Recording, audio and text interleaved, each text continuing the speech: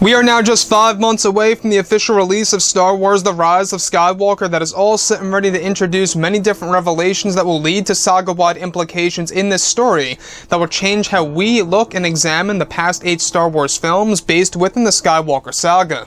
This is Mike Zero. Make sure to subscribe if you're new to the channel for future Star Wars content.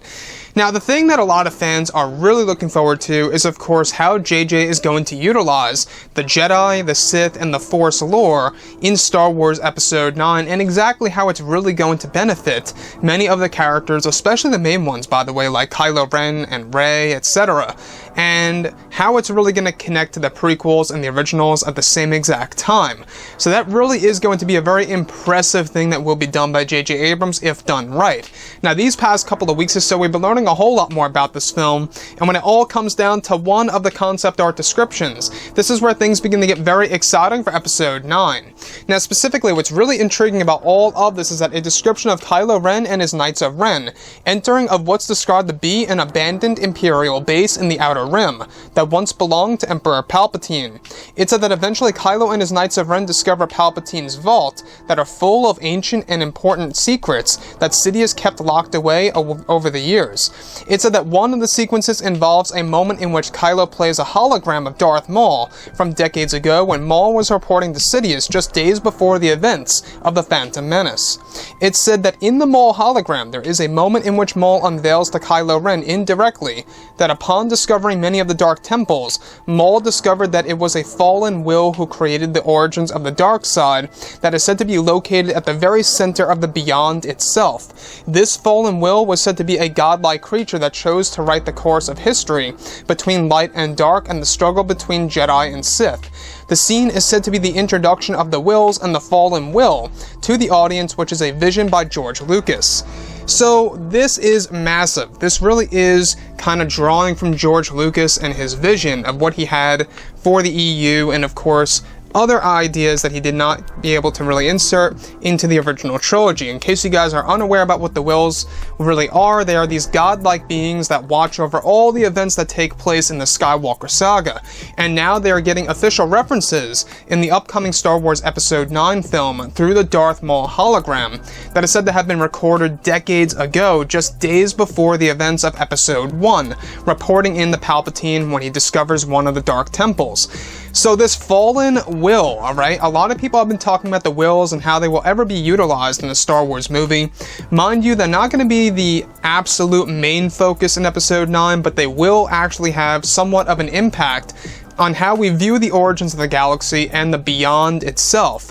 So this dark will, or this fallen will, whatever you want to call it, right? The fallen will, as Maul says it apparently in the hologram, to Kylo Ren indirectly, is said to be the one responsible for creating the struggle between light and dark, Jedi and Sith. And this matches directly with the other leaks that we went over not too long ago, that it was the power of the Beyond itself that caused the Great Divide between, of course, the Jedi and the Sith, the ancient Jedi and Sith.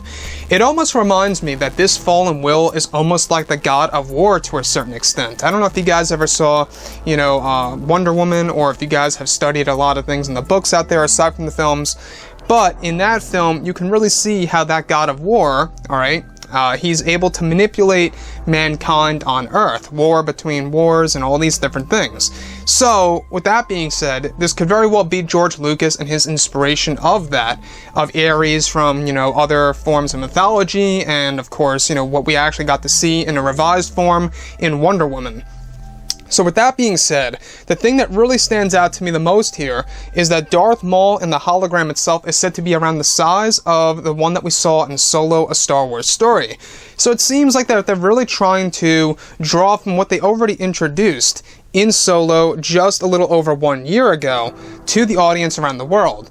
Now, what I like about this is that not only does it connect to the prequels, technically speaking, because it's days before Episode 1, but it's also a way for JJ, George, and Chris to really enter into and draw from the original ideas by George Lucas about the wills and a fallen will, which, by the way, was a rejected idea for the Star Wars EU. When we look at Episode 9, we do know that this film has a lot of potential as marking itself down as the best of the sequel trilogy, which really is going to have to be completed by JJ if he really wants to stand out, from making this movie an improvement from The Last Jedi and even better than that of The Force Awakens. In which I really do believe it will be better than those two combined. That's my belief, and that's exactly what I'm hoping will actually be the case once the film actually drops. From everything that we have been hearing, we do know that JJ is very inspired with this movie. He spent a lot of time on it. In fact, he didn't want to rush through the script. He needed Chris Terrio to help him, and that's exactly where he came in, from drawing from a lot of Legends content.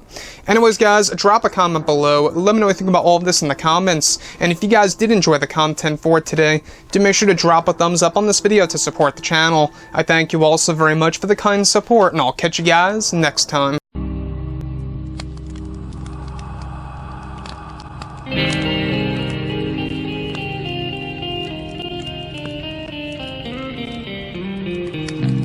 Gun in hand, we are alone again. No hiding from night to morning.